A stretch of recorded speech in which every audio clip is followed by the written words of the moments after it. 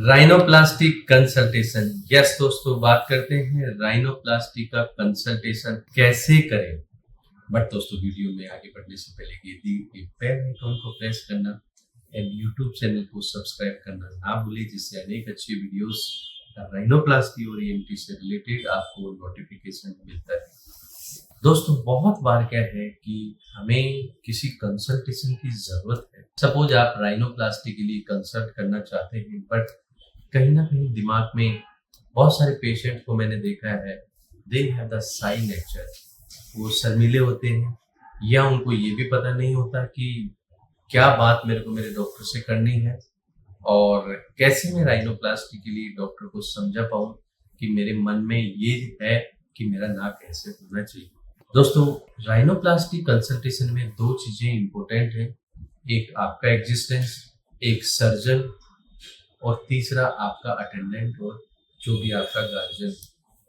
ये तीनों चीजों के बीच में दोस्तों कंसल्टेशन होता है, जिसका सेंटर केंद्र बिंदु एक पेशेंट होता है, आप होते हो। तो सबसे पहले दोस्तों, जब आप राइनोप्लास्टी कंसल्टेशन के लिए जाते हैं तो आपको अपनी चीफ कंप्लेंट, आपको अपना मुख्य बिंदु सबसे पहले डॉक्टर को बताना होता है।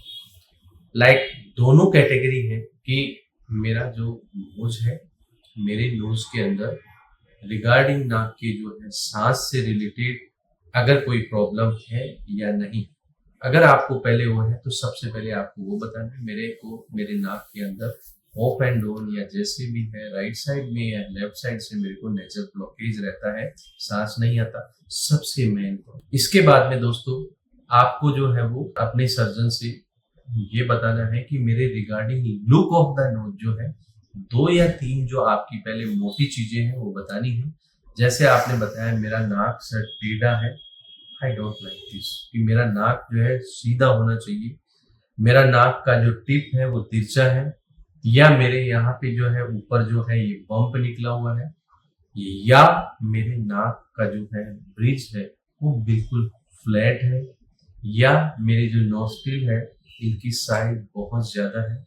सो दोस्तों, ये 4 या 5 चीजें regarding look of the nose हमें हमारे डॉक्टर को बतानी है। ऐसा नहीं है कि आपने डॉक्टर ने पूछा आपको कैसा नोज चाहिए, क्या आपकी प्रॉब्लम है, मुझे पता नहीं, मेरे को सुंदर नाक चाहिए। या बहुत बार पेशेंट कहते हैं सर मुझे पता नहीं है, आप अपने हिसाब से देख लेना। दोस्तों, ऐसा नहीं होता है।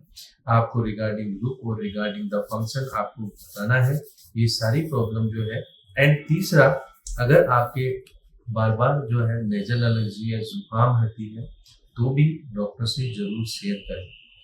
जब डॉक्टर को आपने ये प्रॉब्लम बताई, आप जो डॉक्टर आपको जो अपना जो राइनोप्लास्ट सर्जरी के बारे में पूरा डिटेल से pre operative, operative and post operative आप बोलिए कि मेरे को पूरा राइनोप्लास्टी सर्जरी के बारे में बता दीजिए। ऑपरेशन से पहले मेरे को क्या करना है, ऑपरेशन के दौरान क्या क्या होगा, एंड पोस्ट ऑप क्या क्या चीजें हैं। ऐसा नहीं हो कि आपको अभी पता ही नहीं कि सर्जरी के बाद मेरे नाक पे प्लास्टर भी आएगा। ऐसा नहीं हो कि आपको यही पता नहीं है कि ऑपरेशन के बाद मेरे को कितने दिन का रेस्ट करना है। ऐसा नहीं है कि सर्जरी के बाद में आपको ये भी पता नहीं है कि मैं ये काम कर पाऊंगा या नहीं कर पाऊंगा, या मेरी क्या बॉडी की हैबिट्स हैं जो मैं कर पाऊंगा या नहीं कर पाऊंगा। सो दोस्तों, सारी चीजें डॉक्टर से अच्छे से समझ के एंड रिगार्डिंग जो भी आपकी फाइनेंशियल कॉस्ट है वो सारी चीजें। ऐसा नहीं हो कि आपको गए डॉक्टर से के बाद में कई बार न्यूसेंस होता है कि मेरे को ये चीज का पता नहीं। एंड इन सब के अलावा दोस्तों, आपको 2 चीजें हैं जिनकी पूरी एक्सरसाइज करनी है। आपको जो आपके सामने बैठा सर्जन है उसकी पूरी प्रोफाइल की स्टडी पहले करनी होती है कि जो आपके नोज की प्रॉब्लम है उस प्रॉब्लम की जैसे आपके सर्जन ने कितने केसेस पहले किए हैं, एंड जो केसेस किए हैं उनके लिए पहले के पेशेंट्स क्या कह रहे हैं, क्या उनकी टेस्टिमोनियल से, एंड इस टाउन में किसी डॉक्टर को अगर आप जान सकते हैं तो वो भी उनके बारे में क्या कहता है, एक ये पहलू क्लियर करना।